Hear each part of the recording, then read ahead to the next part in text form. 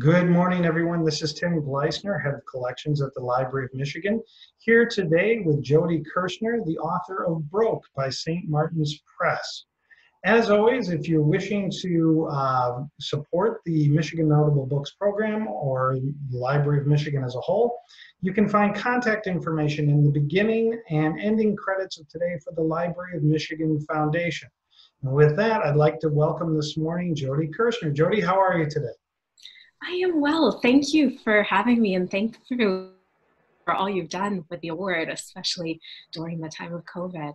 Wow, no, and thank you for such a wonderful book. So as I do with every book, I'm just going to say real quick, just an opening remark or two.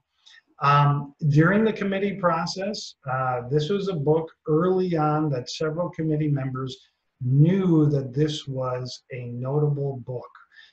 We just knew it right off. And the best way I can describe it, and Jodie, you can correct me, this is almost kind of a post analysis of the bankruptcy of Detroit and how it affected certain citizens in the city as a whole, and really what it showed for America, if I'm not mistaken. Reading this book, I mean, it really went in very in depth into 7 characters' lives, real people who live and work in Detroit, and really was just this analysis of, and I don't want to sound harsh, but what went wrong with the bankruptcy, what wasn't fixed with the bankruptcy. Do you think that's a correct assessment of that, Jodie? I think that's a terrific assessment. The one thing that I would say is the book is not meant to impugn anything about the Detroit bankruptcy in specific. In fact, it's an example of a very well done municipal bankruptcy for several reasons that I can go into. It's more about what bankruptcy can't do in any city and the limitations of bankruptcy as a tool for urban renewal and for improving the lives of people like the 7 people that the book follows. Very well. That actually, I think, makes a lot of sense, because you do get into that at the end of the book about how some of the assets of Detroit, some communities don't have, like the Detroit Institute of Arts and things like that. So let me ask, before we get into that, who are you and what's your background, Julie? I started life out as a bankruptcy professor, so that as Detroit was going into bankruptcy, I was teaching, reading, writing about bankruptcy full time, and read about the bankruptcy with great interest. I was also a big believer in the law of bankruptcy and the bankruptcy process. So really who I am, I guess, starts to dovetail with how I ended up writing the book, which was that, I was reading the news about the bankruptcy. There were headlines in the newspaper about rising municipal debt in all of American cities. And I was also looking at the more academic and more policy analyses that really seemed to be treating bankruptcy almost as a cure-all for the problems of America's distressed cities. And it seemed that nowhere in that was there really a conversation about what bankruptcy meant for the people that lived in a city. And I began talking to people in Detroit and going there more and more, and ultimately decided that really there should be a general audience book about what I came to see as the human cost of bankruptcy. So I left my job as a law professor to write the book, and spent the next several years working on it in Detroit. So, I mean, you really got to know these people, and I guess I'm getting ahead of myself here, but I found that fascinating, because you really went to 7 very different characters in this book, and you said it took you several years to write, but how did you find those people? I mean, you couldn't have just put up, an email message or something on Facebook saying, hey, I want to talk to these people. How did you find those specific people for your book? It's funny, because I'm in the middle of a new book project that is also people-oriented, and in trying to find those people, I'm trying to remember the Detroit process, and it feels like it went so much more easily in Detroit, really. Okay. But I think when I was first starting to work on the project, what was really striking was a real estate story. Just so many people that you meet in Detroit, chances are that they will have a tale about where they live and their home because largely of the financial crisis. And I started to see housing and real estate as almost a good lens to use to follow the bankruptcy, that property taxes are a large part of a city's budget. Where people live is so important in their lives, but also the basis of strong neighborhoods. So I started with that real estate story and met really the four lifelong Detroiters, Reggie, Lola, Miles, and Charles, through that piece, and then began to explore with them other subjects. So I spent a lot of time with a housing rights organization in Detroit that was extremely generous in letting me go door-to-door canvassing with them, sit in on counseling sessions with potential clients. So that was an early way in. I also had a lot of help from the ACLU of Michigan, which was doing some litigation about some of the housing issues and ended up forwarding me some of the people that they had considered using as named plaintiffs. And that's how I got to Charles. One of those characters, I mean, the thing that strikes me when you talk about housing was one of these characters or people, not characters, people, were acquiring a house, was very proud of getting the house. And when they entered, I mean, this is vivid in my mind, it stuck with me. The house was empty. The house was, and when I say empty, like there were, even the guts of a house, the pipes and things like that were gone. And I mean, how often and how prevalent did you find that to be? I mean, and what was the reaction of these people? I mean, when it came to housing in Detroit in situations like that? Part of this brings in one of my themes that I'm trying to sound in the book, which is that, cities, you might think that cities can reinvent themselves on their own, but they are on a totem pole of state and federal policies that affect them that they have no control over. And Detroit was really ground zero in the financial crisis for subprime lending. In 2005, about 70% of mortgages written there were subprime. The national average that year was 24%. So that created a whole universe of houses in Detroit that went into kind of a limbo. I mean, they were sometimes not fully foreclosed. There was a practice called zombie foreclosures where the bank would start the foreclosure but not complete it, because if it didn't complete it, it didn't own the house and have to pay property taxes on it. Houses weren't secured. A lot of those were bought in bulk, as happened across the country, but in extreme numbers in Detroit, by investors, and then seen to be not as profitable as perhaps expected. Maybe they were already starting to fall apart, already scrapped of their value. So these houses that are just really beyond repair. And one of the other people that the book follows is Robin, who is a real estate investor trying to rehabilitate houses.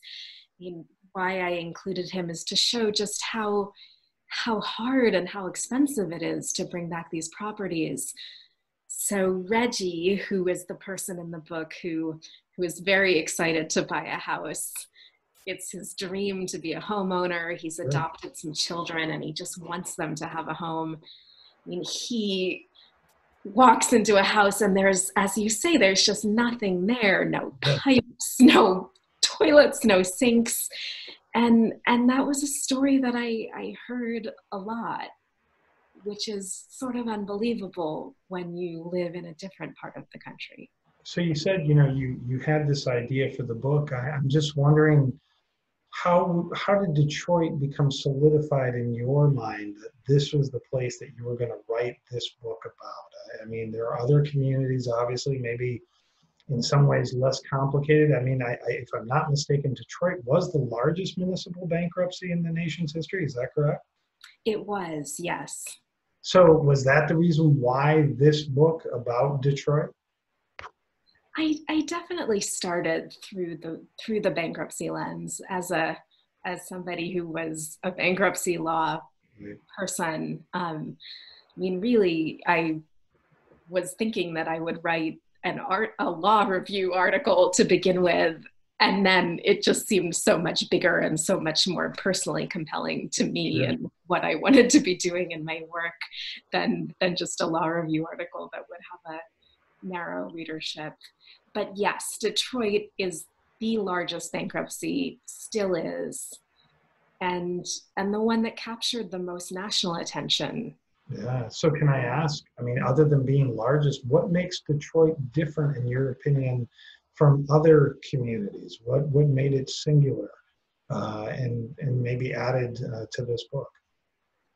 Let me first start answering that in a bankruptcy way and then Yeah, please. answer it again in a more general way. I mean, cities didn't used to go bankrupt until the Great Depression. There wasn't even a law enabling cities to go bankrupt. It was a procedure for people and a procedure for corporations. And then after the Great Depression, it was sort of tacked in there somewhat awkwardly. And it was very rarely used. And when it was used not to fix a generalized municipal distress as it was for Detroit. It was just sort of a one-time cash flow problem. A city that had lost a lawsuit and couldn't afford to pay the damages or had made a bad financial debt. But in kind of the lead up to the financial crisis, though even before, the whole federal support for cities really changed. I mean, federal assistance to cities peaked in 1978. Then it fell by half between 1980 and 1988.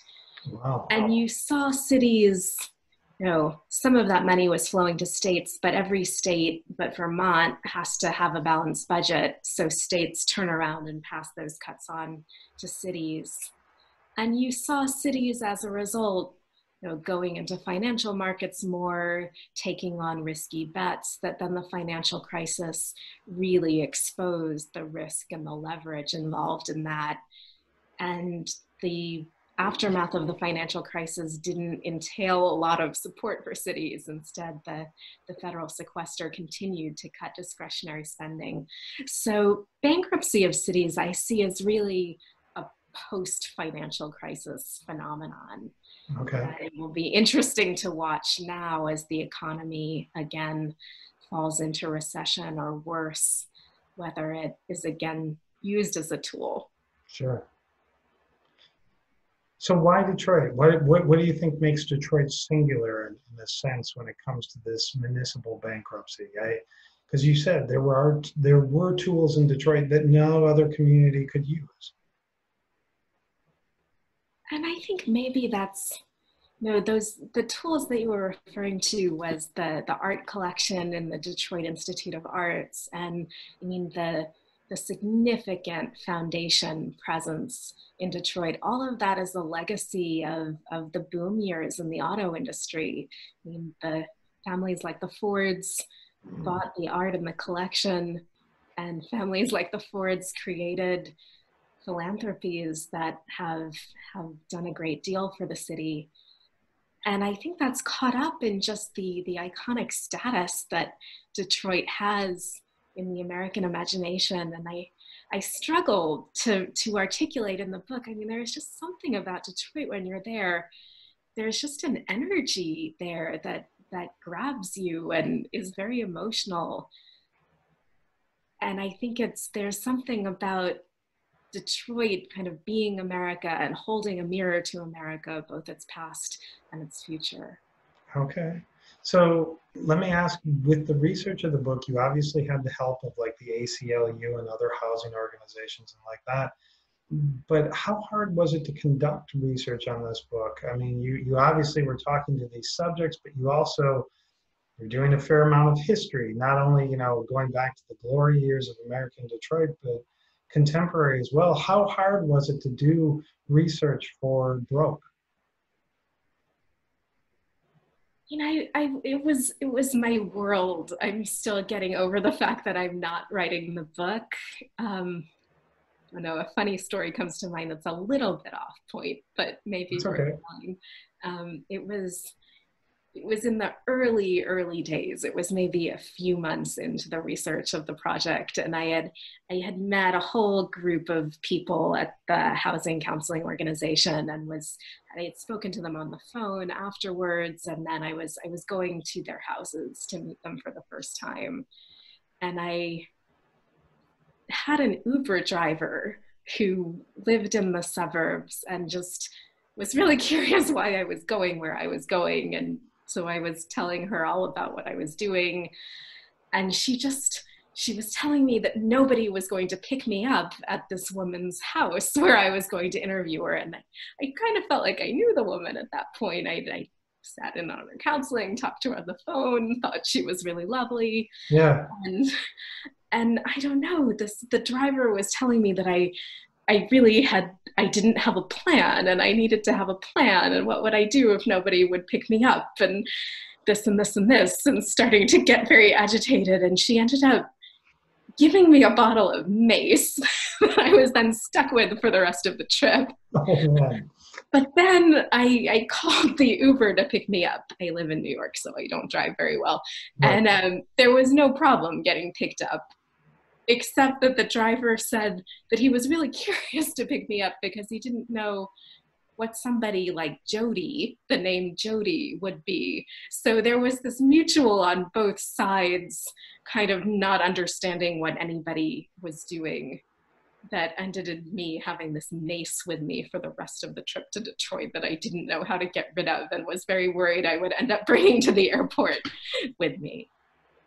But I think all that is to say is that actually it was wonderful researching the book, and I'm just so glad to know the people that I spent time with there who became such a part of my existence. And with coronavirus now, I've been talking on the phone to several of the people in the book, and it's just very important connections for me. I hope that's two-sided. I hope that they feel that I'm giving something back too. Nice. So let me ask you a question. So with all your research, and I know this is a very general question, but how did Detroit get so bad? Like, how did it get to the point of having to file for municipal bankruptcy, the largest in the country's history? Again, I think there are two ways to answer that. I mean, there's the sweep of history of a single industry town, the car industry, and what automation and globalization, deindustrialization does to an economy that is so reliant on one thing. But I mean, Detroit was not doing badly in the early 2000s. Miles, who is in the book, he had bought his first house. The neighborhood he remembered as having families and children on porches. I mean, really so much went wrong for Detroit through no fault of its own, arguably, in the financial crisis. We've talked about the property piece. Now we can talk about changes to the education system and state funding of the education system. I mean, there were decades of little cuts even before that. Now, a deal with the state of Michigan to lower tax rates in Detroit in return for more state aid. Detroit lowered the tax rate, but state aid was cut $732 million over the decade to 2013. Right. And that was more money than was saved during all of the cuts that were made in Detroit to try to avoid bankruptcy. And there are numerous examples like that of small cuts that accumulated over time that were largely outside Detroit's control. So, you know, when you say that, the parallel I get from your book, the thing that really struck me with some of your characters was the fact that there were not changes, but structural problems with living in the city. Auto insurance struck with me. I mean, because it's so high in Detroit, maybe still is. The fact that public transportation, I mean, all of that seemed to have just disintegrated, if you will, from like other communities. Can you speak to that just a bit? Because I mean, I was just fascinated with the fact that these people not only had the obstacles of properties that were scrapped or really, salvaged. But on top of it, the community itself, what were some of those cuts? And again, I mentioned auto insurance because that struck with me in your book, and education. I mean, the school system you talk about explicitly about.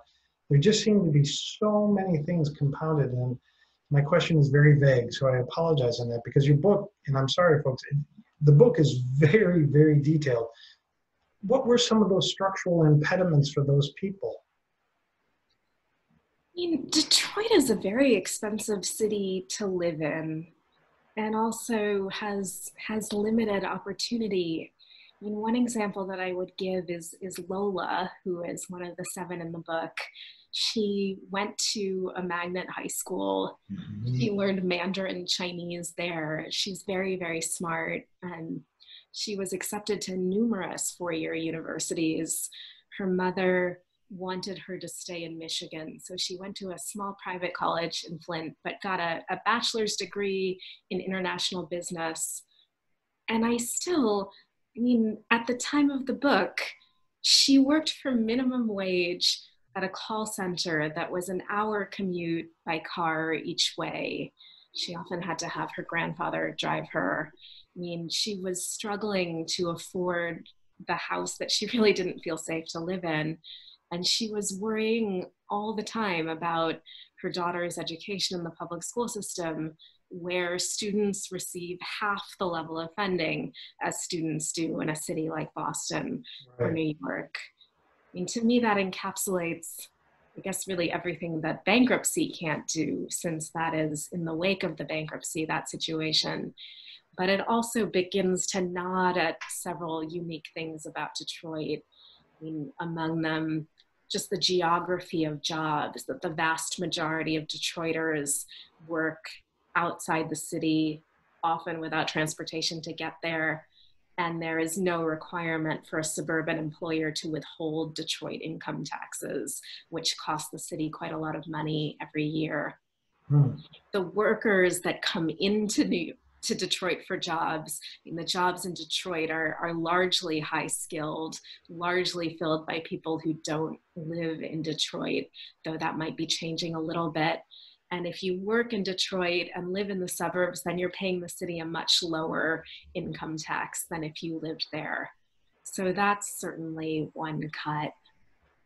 So, I mean, and can I ask, when you talk about these high-skilled jobs, another point that struck me in your book was you talk explicitly that there's all this development downtown Detroit, but really that only encompassed 5% of the population, if I'm not mistaken, correct? I mean, that really only affected 95% were untouched by those improvements at that time. Is that right? That's correct. And I don't mean to undercut those improvements at all, because they are significant, and hard work and money has gone into them. I think the question is how to connect them to the other 95% of the city.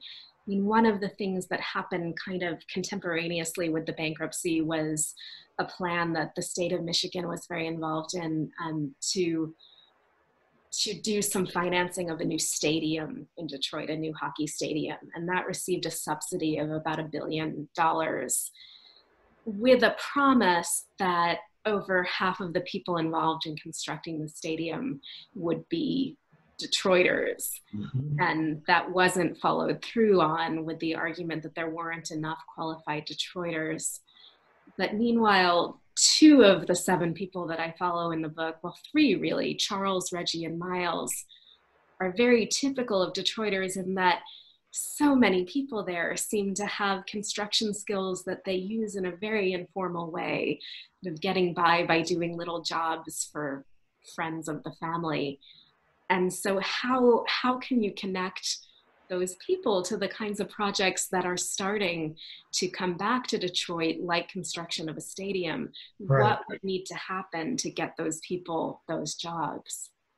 Okay, so let me ask you, so you talked about bankruptcy law. What are your takeaways when it comes to bankruptcy law with Detroit and just from the writing of this book? Well, I think it's a tool, but it's not a solution. And the idea that it could be a solution is really harmful to the kind of people that are followed in the book, that they deserve more. We as a country should be aiming for more, that, you know, all the things that bankruptcy can't do. I think that the 7 lives in the book are a portrait of that and just show us that it's much harder work of actually combating poverty that has to come first. I mean, the idea that Lola with a BA has the life that she has, that wouldn't be the case in other parts of the country.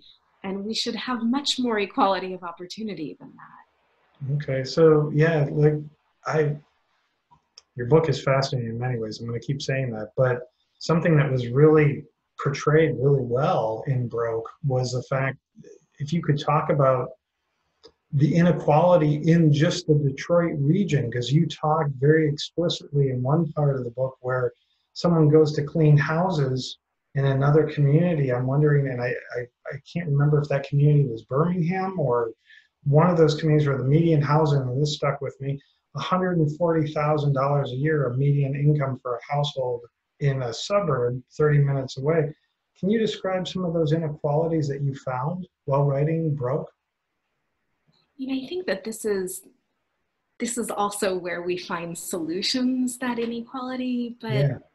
you know, and to some extent that is perhaps starting to happen.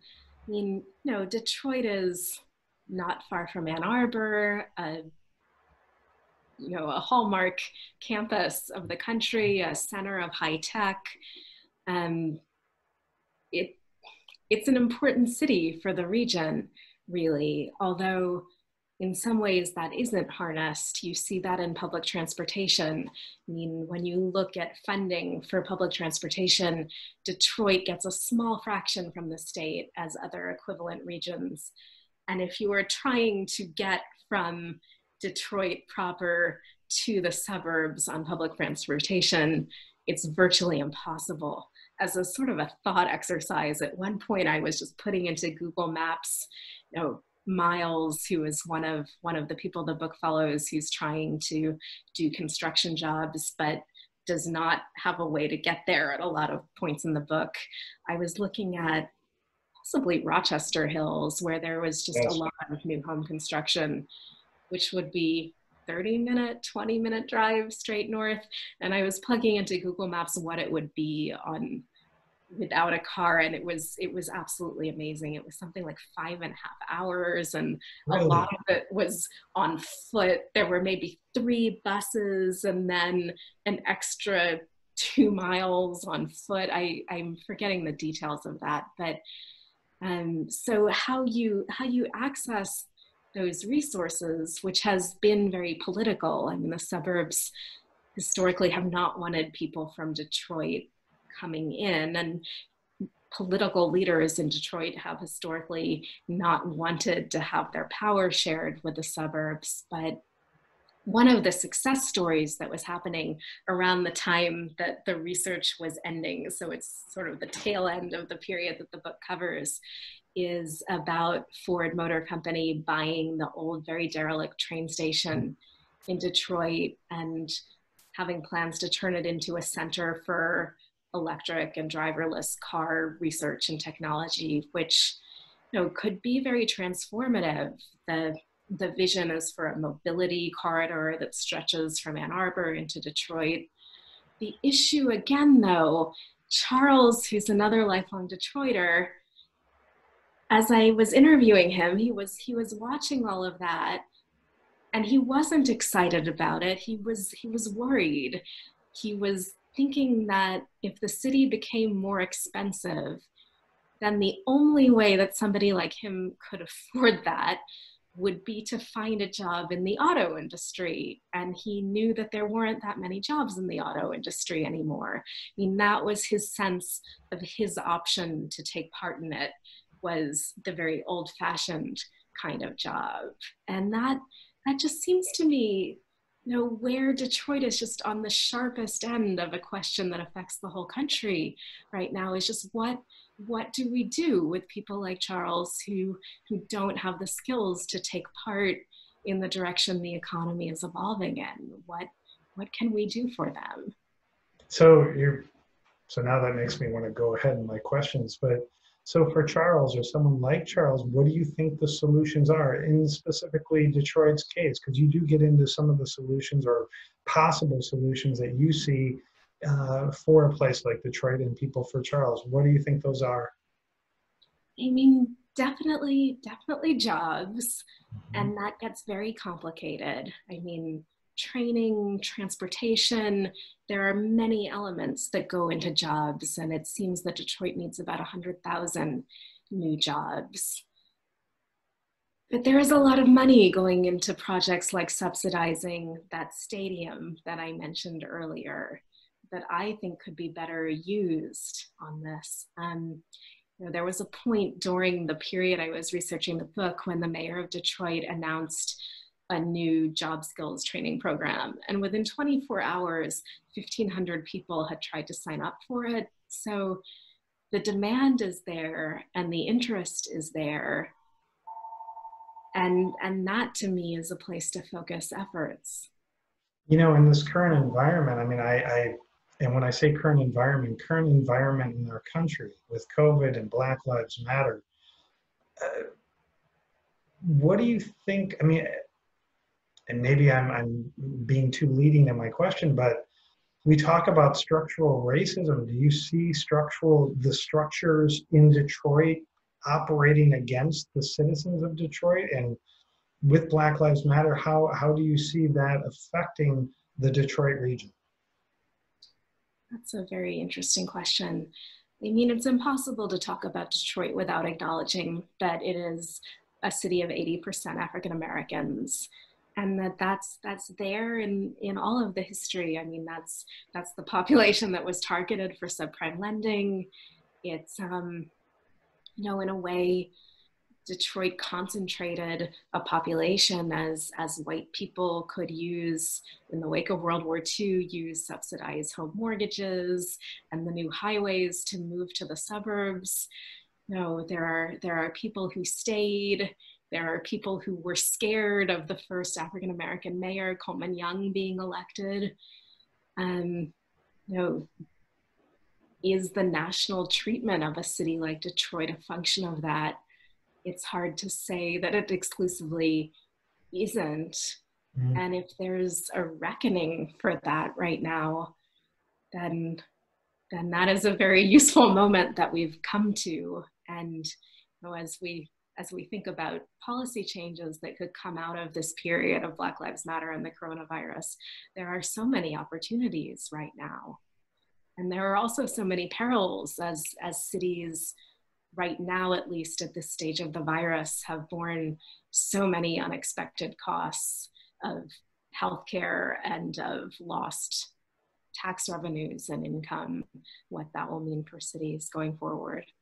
So let me ask, as you're a bankruptcy law professor, what do you think bankruptcy can do, and what do you think it did do in a positive light for Detroit? What do you think it did accomplish?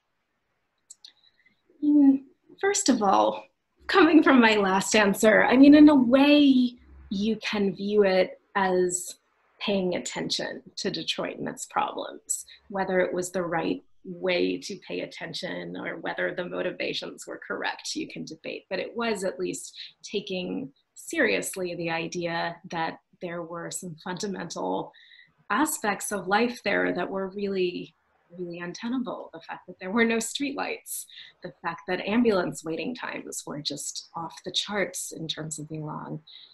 But I mean, bankruptcy, really all it is a process for renegotiating debts with creditors and then being able to bind every creditor to what gets negotiated.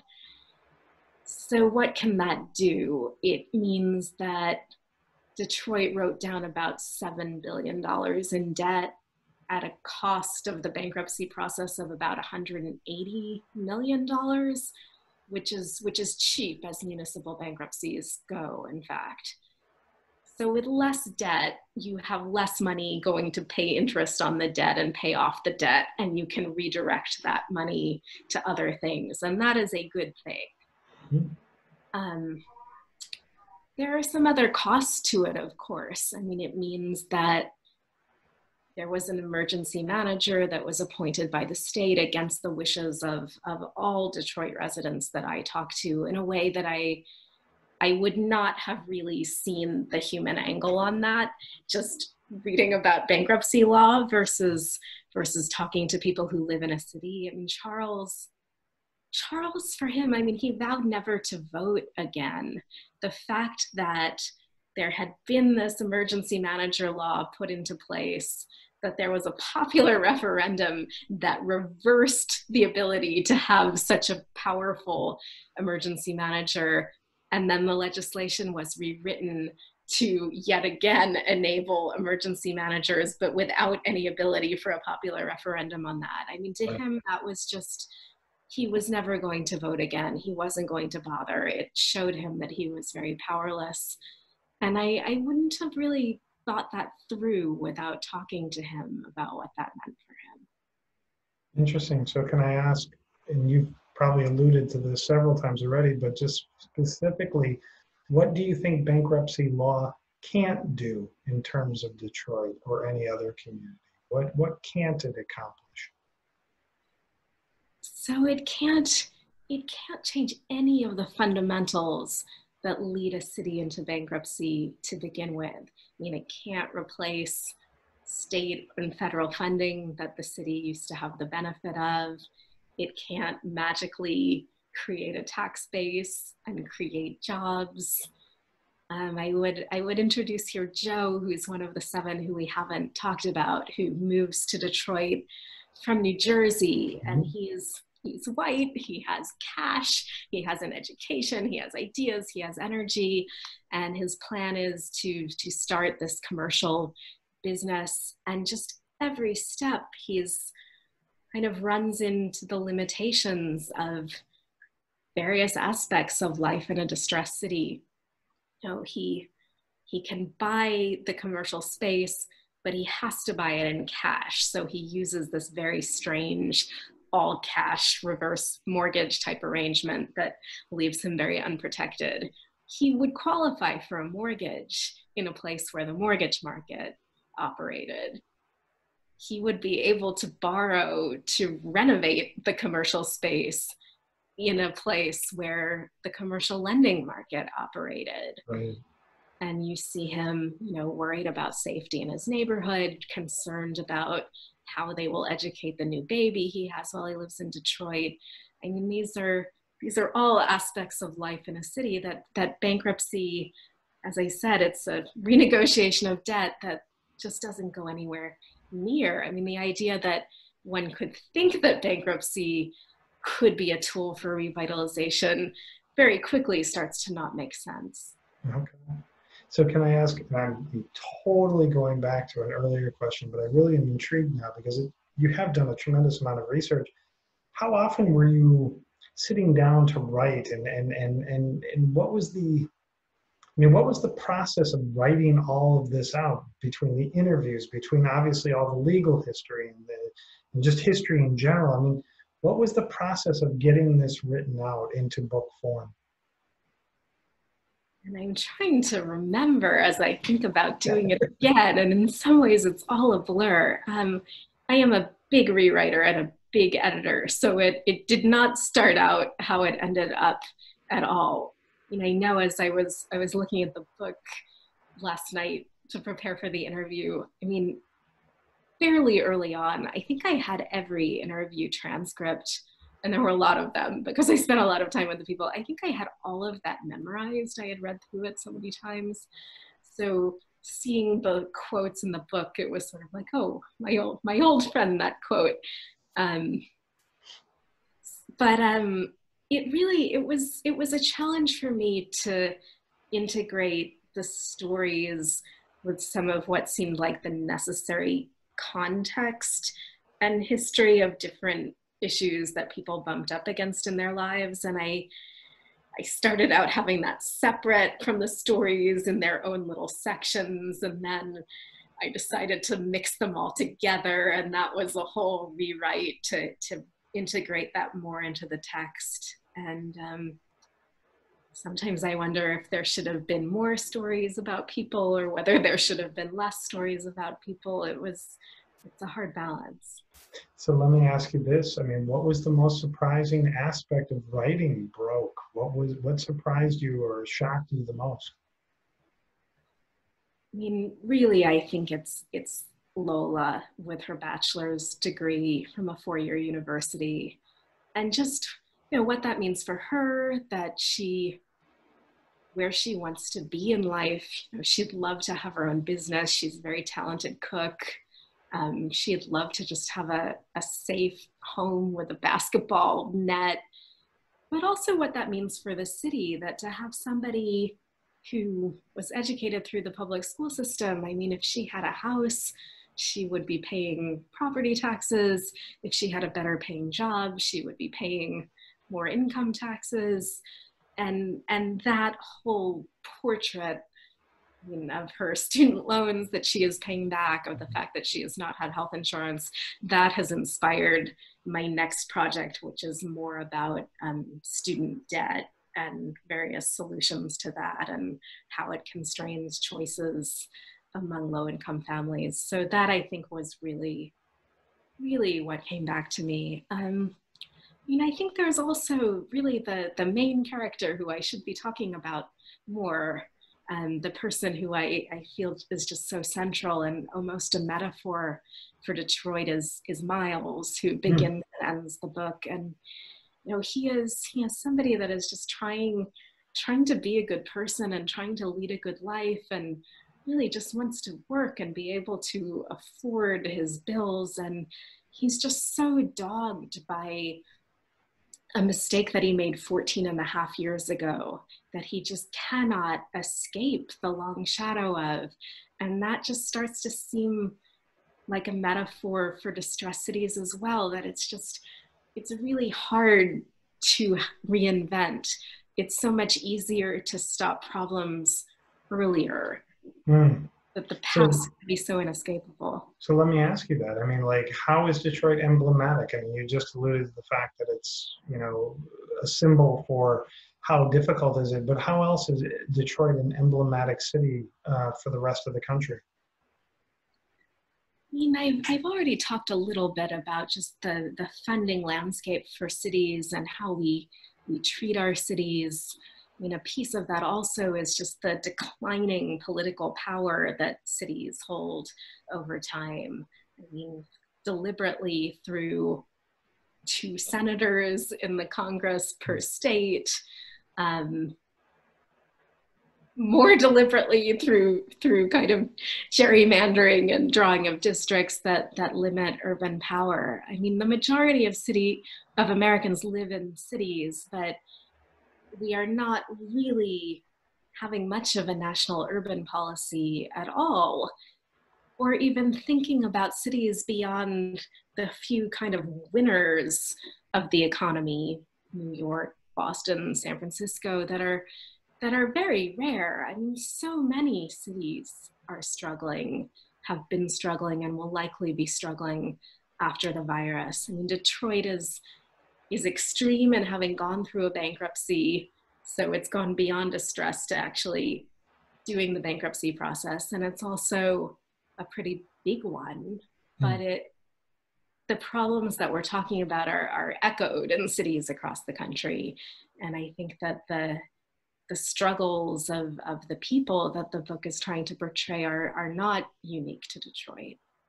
So can I ask, and you mentioned this and we've probably already talked a little bit about it, but something that I've always been intrigued by is that it's not just the cities alone, that a regional approach. I mean, can you talk more?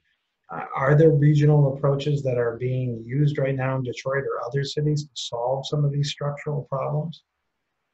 Well, one example that I think is really compelling is that there have been efforts to have more of a regional transportation system in Southeast Michigan in recent years, and there were various plans. And at a certain point, the Obama administration sort of premised some funding on whether the region could get together and create a regional transportation authority.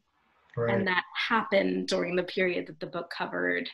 It did not succeed in passing legislation and fundraising rules that would help improve transportation so far, although the momentum is, there's potential there. But I think that kind of, taking a higher level of government and incentivizing more of a regional approach and catalyzing resources working together, I think that that can be very powerful, because as we've discussed, there are a lot of resources in the general region.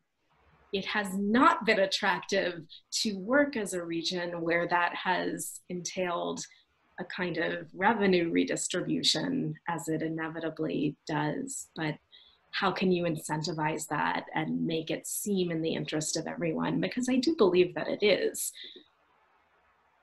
So that's a nice segue into my next question. How is Detroit a symbol of inequality, in your opinion? Oh, another good question. And you mean in the city itself? Or just the, yeah, just, I mean, how is it a symbol of that inequality, maybe within the region or within the city? And I think you have to, you the book is focused on these 7 people, and they are by and large none of them the people who are enjoying opportunities created in the wake of the bankruptcy. They sort of bump up against them at various points, and that's not to say that those opportunities aren't there. There's a scene in the book where Robin, who's the property investor, is on the roof of a building that he's bought, this old truck warehousing factory. And it's the neighborhood of Detroit called the North End, which is a very up and coming neighborhood. It's the new light rail line called the Q line. It ends just right there, and it's kind of at the cusp of where development is pushing out from downtown, and a little bit in the middle of where it's kind of coming down from the north. And Robin had told me that that area had about $1 billion of real estate deals over the 5 years to the point when we were talking, which still completely shocked him. So there are opportunities. The question is, who are they for, and how can we extend them? We have Charles, who is lamenting that he grew up in the Motor City and now it's becoming Tech Town. There are a lot of people benefiting from it being Tech Town. It is not at a macro level a bad thing to be Tech Town, but who is excluded from Tech Town, and how do we include them? Unfortunately, a lot of the research shows that when you have urban development in one part of a city, it's very hard to connect it to the more distressed parts of that city. So this is, this needs a lot of attention, is how to build those connections and how to extend what's happening. So I have to, all right, so now I'm going to really challenge you. So tell me, how do we fix that? What are the solutions? What do you see as a solution to connecting downtown, if you will, in Detroit's case, to those outlying neighborhoods? How is that fixed? We've talked sort of in a general way about jobs and jobs trainings. And I think the other thing to think about is that, we spend a lot of money in cities, even as we spend less. When you look at federal spending, there's a lot of spending in cities that doesn't look immediately like urban spending, but it also really sort of is, things for terrorism and environmental mitigation. There have been cities that have calculated what they would lose were they to lose federal funding because of being a sanctuary city, and it's a lot of money, really. And where money is spent, there are results. Federal money paid for home demolitions in Detroit, and thousands of houses were successfully demolished. But a lot of the money that's being spent just is scattershot. It's not well defined what it goes to. I think I mentioned in the book the example of affordable housing construction tax credits. There's just not a lot definitionally about how those should be spent. the project should have a community purpose, but that's nowhere defined, so it's largely ignored. I mean, if you could target that money to people living in distressed neighborhoods who will be buying a property that they will rehab and live in themselves, I think a major theme of the book is just how much it matters to have people with a stake in a community living in that community. And even that would go a long way towards safety and opportunity and neighborhood cohesion in a powerful way. I mean, I could go on and on about this. I mean, no, you can go ahead. I mean, there's also just a lot of scattershot funding that could be aggregated and directed and targeted. You know, there isn't a process at the federal level for really assessing the effect of decisions at higher levels on cities. So when we talk about, say, raising eligibility for Medicare, that has costs for cities that will then have to fund their retirees' pensions up to that portion, but there's no real lens for calculating what a decision like that means for cities. So we have Detroit. Are there other cities in the nation right now that are going through similar processes? Are there similar communities that you know of right now that are going through this process that Detroit went through, what, 8 to 10 years ago now? The story to me of after Detroit was a town in Kentucky called Hillview, Kentucky, that looked ready to go through a bankruptcy process. It ultimately avoided that with a deal that diverts about 10% of the city's revenues to one creditor over the next 10 years, which is not great for the city. It avoided bankruptcy, but I mean, here you just have to think that if it had, it wouldn't have had many of the things that Detroit had. The law of bankruptcy would have compelled Detroit to cut pensions far more than it ultimately did. It avoided that by what's known as the Grand Bargain, which was a plan to kind of trade against the art collection, and largely philanthropic money went to keep the art collection and then to mitigate the pension cuts that otherwise would have occurred. I mean, Hillview would not have had that art collection, would not have had the philanthropic community standing by willing to donate. So that's where, you know, we have to worry about other places. There has been talk in this coronavirus policy mush that really, rather than increased aid to cities should be entering into bankruptcy. And you know, I don't know that that's solidified in a real way, but you are already seeing a lot of cuts in cities across the country. I wrote an op-ed about this, and I'm not getting all of my examples straight to hand, but I mean, already you are seeing significant budget cuts. And you know, the kind of services that lead to things like a better education or a job training, those help the individuals that live in the cities, and that also redounds to the city as those people are productive and a good tax base to the city. I mean, it seems like investing in people is the answer, not forcing a balanced budget, which is part of what happens in bankruptcy, that leads to things that are ultimately not good for the people who live in the city and then the city itself. So let me try to end the interview here with, why do you think somebody should read Broke? What is the relevance of Broke today for all of us? How's that for a general question? That's a general question. You know, I would say that Detroit is a notorious example of bankruptcy. It's not alone, and it's certainly not alone if you broaden the lens to be urban distress beyond bankruptcy. And bankruptcy isn't inevitable, and my hope is that by understanding Detroit's experience, we can all push for better outcomes for other cities, because rather than penalizing cities through forced austerity programs, and we should instead be investing in them and the people that live in them. And the lives, the 7 lives that the book follows, show us why that isn't a good idea and what bankruptcy can accomplish. And I think show us these much harder projects that we should all as Americans be pushing for. Very nice. And then finally, what did it mean to you to be chosen as a Michigan Notable Book Author? Oh, I am so proud and so glad to have the recognition. And this was a wonderful interview.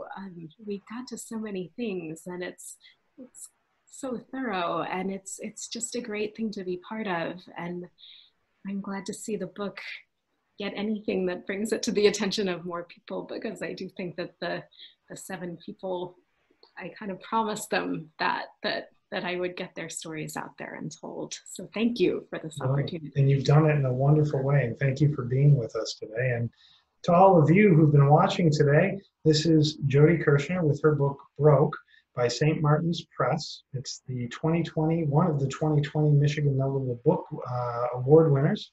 Again, if you want to support the program, at the beginning and ending credits of today, you can find contact information for the Library of Michigan Foundation. And Jodie, thank you so much for today. Thank you for your wonderful talk. Thank you for the wonderful book. Do you have any final comments you'd like to make before we go? Oh, thank you so much. I think we covered a lot. And hope you're all staying well during this really extraordinary summer. You as well. You as well, definitely. Thank you, Jodie. Thank you.